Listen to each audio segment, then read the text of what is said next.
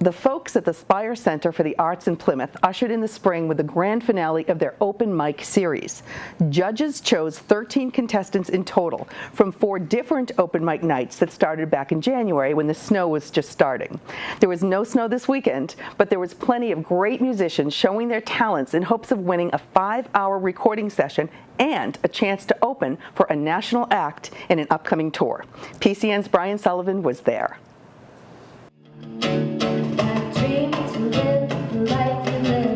One question that drives musicians crazy is when people ask them what they do for work, after they tell them they're musicians. Well, tonight, everyone that took the stage at the Spire was a musician.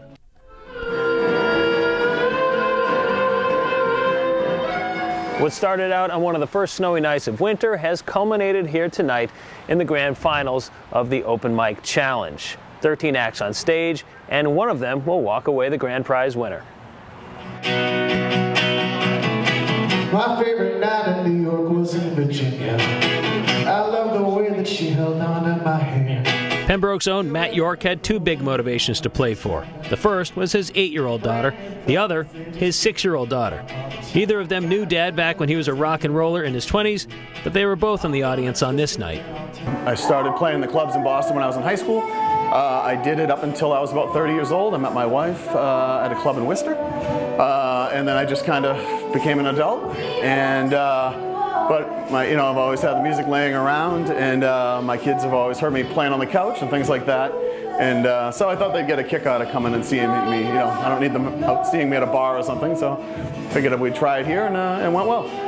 All 13 acts were selected to compete in tonight's finals after making the grade in one of the 4 previous open mic nights. Each was playing for a chance to win a 5-hour recording session at C Sound Studios, located downstairs at the Spire, as well as an opening slot for a national act playing there in the summer or fall. There was one artist that caught people's attention with his piano playing prowess, and that was Jamie Conway of Pembroke. I started learning when I was 3 years old and still learning to this day. I had a grandfather that played all kinds of piano and was a concert pianist in his younger days. And when I was very little, it got me curious, and when I first met him, and I used to do duets as a little kid and been playing ever since. In the end, there could only be one winner, and that was singer-songwriter Carlin Tripp of New Bedford. Now that he'd won, I figured I'd ask what he does for work. Work is work, and I do have a legitimate job. I have like 3 legitimate jobs, So I just kind of piece it all together, and then I play music as often as possible, and I look for opportunities like this, and I gig out, and I play as much music as I possibly can. The next job for Mr. Tripp will be putting together a solid recording session and getting ready to tour this summer.